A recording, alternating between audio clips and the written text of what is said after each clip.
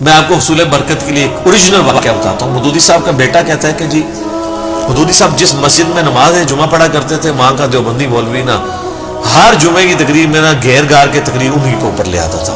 جس طرح مجھے بھی اس تکلیف سے گزرنا پڑتا ہے, میں پریکٹیکلی گزروں, باقی ایسا ہی ہوتا ہے. مجھے مولوی دیکھ لیں تو وہ تقریر کا رخ بدل لیتے ہیں. تو اور کہتے ہیں مودودی صاحب پہلی صاحب میں بیٹھ کے تقریر سنتے رہتے تھے. کبھی انہوں نے نہ ان کے ماتھے پہ کبھی تیوری آئی, نہ کبھی غصہ آیا, نہ بھی کچھ. کہتے ہیں ایک دن تو اس نے کہا کہ یہ جو بیٹھا ہے نا یہ اور سر کڈا جگرا. علماء جو اہل حق ہیں نا وہ کہتے ہیں کہ مودودی صاحب کا علم ان کے علم سے بھی زیادہ تھا. علم تو سر سنبھالا نہیں جا رہا. دنیا میں ایک انسان ہے, بلکہ میں کہتا ہوں اسلامک ہسٹری میں ایک انسان ہے جس کی ہر ٹاپک پہ آپ کو کوئی نہ کوئی بک ملے گی, جس کے مرنے کے بعد اس کی کتابیں پڑھ کے ہزاروں لوگ مسلمان ہو رہے ہیں. یہ ابو امینہ بلال فلپس مودودی صاحب کا ایک کتابچہ پڑھ کے مسلمان ہوا ہے جس نے 10,000 امریکن فوجیوں کو مسلمان کیا ہے. مودودی صاحب کے ایک کتابچے سے ہوا ہے. تو وہ کہتے ہیں کہ جناب اس مولوی نے کہا یہ جو بیٹھا ہوا ہے نا یہ مودودی, یہ مر جائے نا, اس کی قبر پہ جو گھاس اگے گی نا, جو بکری وہ گھاس کھا لے نا, اس بکری کا گوشت بھی حرام ہے.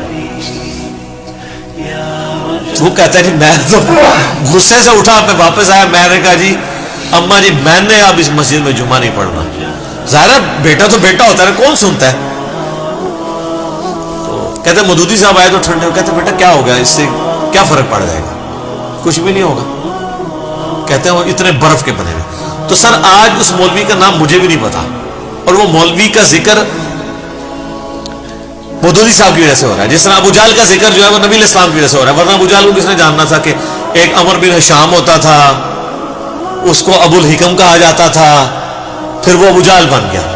یہ ساری کی ساری چیزیں کس کے ساتھ جڑی ہوئی ہیں, نبی علیہ السلام کی مبارک ذات کے ساتھ. فرعون مصر کو تو پھر بھی لوگ جانتے تھے کہ وہ حکمران تھے, ابو جہل کی تو کوئی اوقات نہیں تھی, امیہ ابن خلف کی تو کوئی اوقات نہیں تھی, عتبہ کی, شیبہ کی, ان لوگوں کی کوئی اوقات تھی, عبداللہ ابن ابی کی.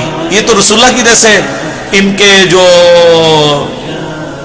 ذکر ہے مردہ ذکر زندہ ہے برائی کے ساتھ, ادروائز تو ان کو کسی نے یاد بھی نہیں کرنا تھا.